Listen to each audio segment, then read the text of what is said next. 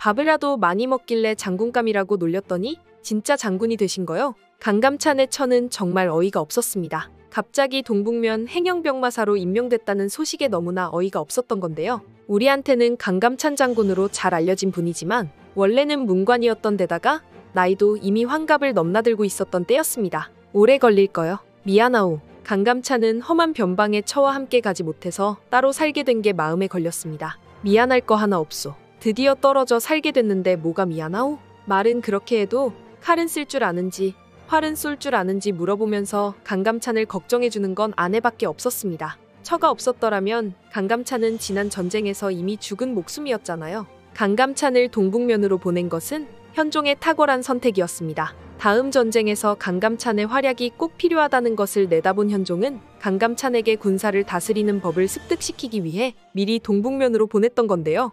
하지만 최질이 그걸 반대하고 나섰어요. 동북면 행영병마사는 동북면의 모든 군사들을 이끄는 자이옵니다. 헌데 어찌 그런 자리를 문관에게 맡기시는 것이옵니까? 최질은 예전부터 무관이 차별 대우를 받는 것에 불만을 품고 있었잖아요. 사실 그건 고려의 잘못된 풍조가 맞았습니다. 고려는 문관을 우대하고 무관을 천대하고 있었거든요. 강감찬을 받아들이지 못하는 것은 최질만이 아니었습니다. 이어지는 예고편에서 동북면 장수들의 이야기가 나왔는데요. 개경에서 붓이나 잡던 분이 행영병마사로 온다더니 바로 공이시군요. 그냥 말만 들어도 강감찬을 인정하지 않는 분위기를 느낄 수 있는데요. 병사들을 지휘해야 하는 강감찬이 휘하 장수들의 인정을 받지 못하면 상당히 곤란한 상황이 많이 벌어질 것 같습니다. 이런 분위기는 개경에 있는 최질의 수작일 가능성이 높았는데요. 그런 강감찬을 도와줄 든든한 아군이 있었는데요. 한 번만 더 이런 일을 주동하시면 폐하의 명이 없어도 제가 상장군의 목을 벨 것입니다.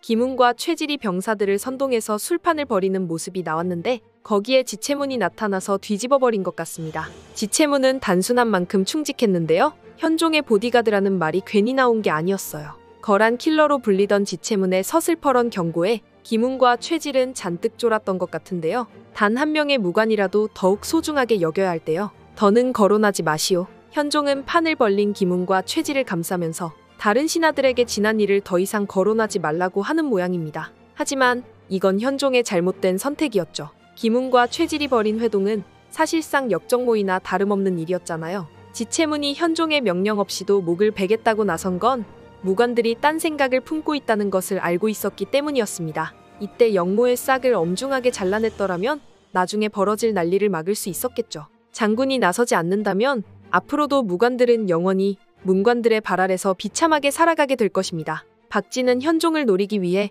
무관들을 자극하고 있었습니다. 아들을 잃은 복수를 하겠다며 개경으로 들어와 호시탐탐 황실을 뒤엎을 순간만을 노리고 있었는데요. 계속해서 눈치를 보던 박진은 천대받는 무관들의 심정을 자극해서 반란을 일으키려는 수작을 부렸습니다. 그리고 거기에 최질이 걸려든 건데요. 다음 이야기에서 김웅과 최질이 난을 일으켜서 현종을 억압하고 권력을 쥐게 되는 역사가 이어지겠지만 이들이 세운 무신정권은 그리 오래가지 못하고 무너지게 됩니다. 그때 가장 중요하게 눈여겨봐야 할 것이 무관들이 처형을 당하는 과정에서 지금까지 현종을 집요하게 괴롭혀왔던 박진을 함께 처리할 수 있는지 여부인데요. 이번에도 배후에서 박진이 움직였다는 것을 확인하지 못한다면 앞으로 또 다른 계략에 휩싸일 수 있을 것 같아 걱정스럽네요. 무관들의 난에서 박진의 운명이 어떻게 될지 다음 이야기가 정말 궁금해집니다. 이번 영상 재미있게 보셨으면 구독과 좋아요 부탁드립니다. 구독은 저에게 큰 응원이 됩니다. 오늘도 시청해주셔서 감사합니다.